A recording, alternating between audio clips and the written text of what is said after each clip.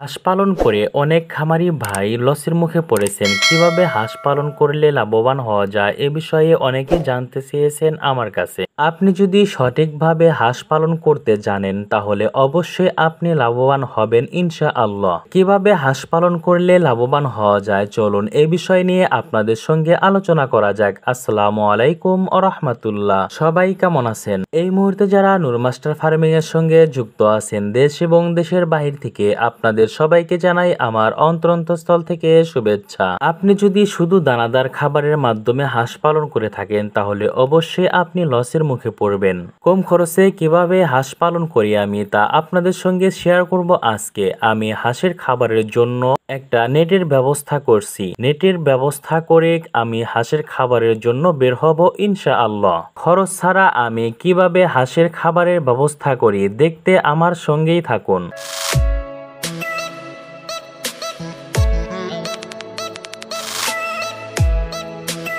খাবার সংগ্রহের জন্য আমার নেট তৈরি করা শেষ হয়েছে আলহামদুলিল্লাহ। তো চলুন খাবার সংগ্রহ করতে বের হয়ে পড়ি।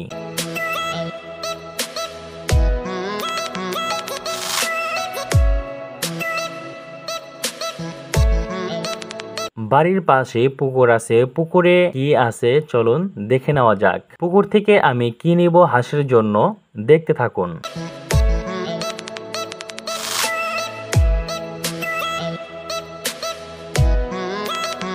পুকুর যেহেতু অনেক গভীর এজন্য অবশ্যই সাবধানতার সঙ্গে নামতে হবে।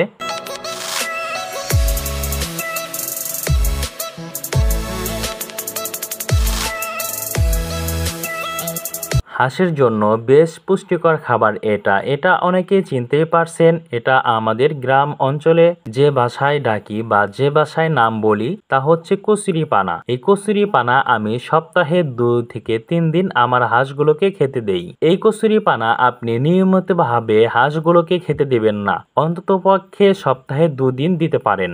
আপনি যদি নিয়মিতভাবে এই কচুরি পানা দিন এবং দানাদার খাবার যদি কম দিয়ে থাকেন তাহলে ডিমের সংখ্যা কম আসতে শুরু করবে। সপ্তাহে 2 দিনের বেশি দিবেন না।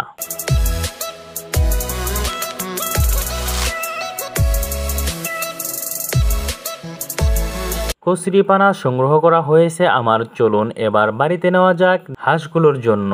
হাঁসগুলো খাবারের জন্য অপেক্ষায় আছে। হাঁসগুলো এই কচুরি পানাগুলো কি মজা করে খায় তা আপনাদের সঙ্গে শেয়ার করব, দেখতে সাথেই থাকুন।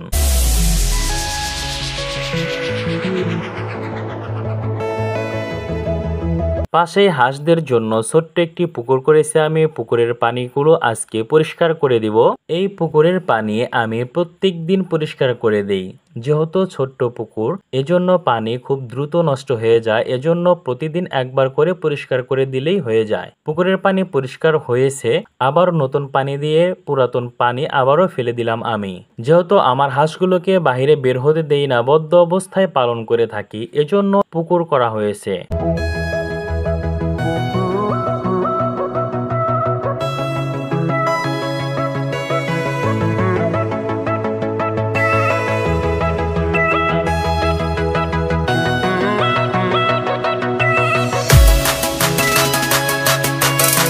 দেখুন হাঁসগুলো ছেড়ে দেওয়া হয়েছে, বাকি হাঁসগুলো এখনো আসেনি। এই হাঁসগুলো দেখুন কচুরি পানা কিভাবে খাচ্ছে, কি মজা করে খাচ্ছে, মাশাআল্লাহ। হাঁসগুলোকে আমি ফিড এবং বসি দিয়েও যদি দেই তবুও এরকম করে খায় না। যেরকম ভাবে কচুরি পানা খায় আমি সত্যি অবাক হয়ে যাই। কচুরি পানা তাদের এতই প্রিয়। আমি চাইলে হাঁসগুলোকে বাহিরে পুকুরে ছেড়ে দিতে পারি, কিন্তু এখনই আমি ছেড়ে দেই না। যেহেতু বাড়ির ভিতরে হাঁসগুলো রাখি আমি, এজন্য কচুরি পানা নিয়ে এসে তাদেরকে আলাদাভাবে খেতে দেই।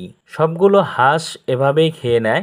আপনার বাড়ির আশেপাশে যদি ছোট কোনো পুকুর থাকে সেখানে যদি কচুরি পানা থাকে হাঁসগুলো ছেড়ে দিবেন, দেখবেন সেখান থেকেই খেয়ে নেবে। এই বাড়তি খাবার দেওয়ার জন্য আপনি হাঁস পালনে বাড়তি লাভবান হবেন ইনশাআল্লাহ। হাঁসের জন্য এরকম আরো অনেক বাড়তি খাবারের ব্যবস্থা করা যায় যা আপনাদের সঙ্গে পরবর্তী ভিডিওতে শেয়ার করব ইনশাআল্লাহ।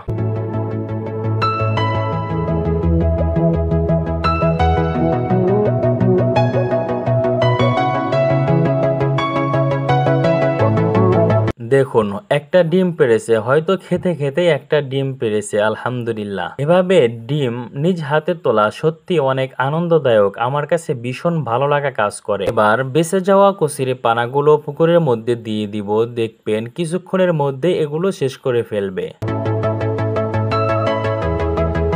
ডিমটা বেশ বড়, মাশাআল্লাহ। এই ডিমটা অবশ্যই বাউডা খাসির ডিম, দেখেই বোঝা যাচ্ছে। দেখুন পুকুরের মধ্যে কচুরি পানাগুলো দেওয়ার সঙ্গে সঙ্গেই সেখানে আবার ঝাঁপিয়ে পড়েছে খাওয়ার জন্য। দানাদার খাবারের চেয়ে হাঁসের প্রিয় খাবার কচুরি পানা। আপনার যদি হাঁস বেশি হয়ে থাকে তাহলে এটা নিয়মিতভাবেই সপ্তাহে 2 থেকে 3 দিন দিতে পারেন। এতে আপনার খরচ বেশ কম হবে এবং আপনি লাভবান হবেন।